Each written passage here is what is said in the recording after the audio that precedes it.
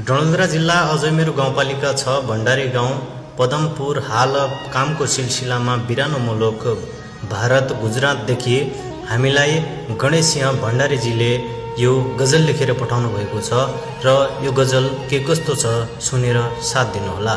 सुनाउँदैछु आज एउटा कहानीको लामो कथा। सुनाउँदैछु आज एउटा कहानीको लामो कथा।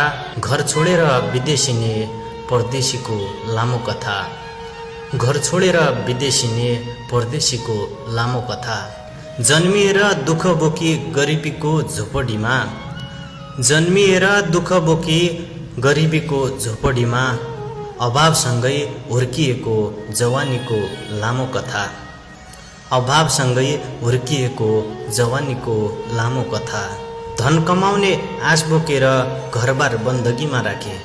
धन कमाउने आश बोकेर घरबार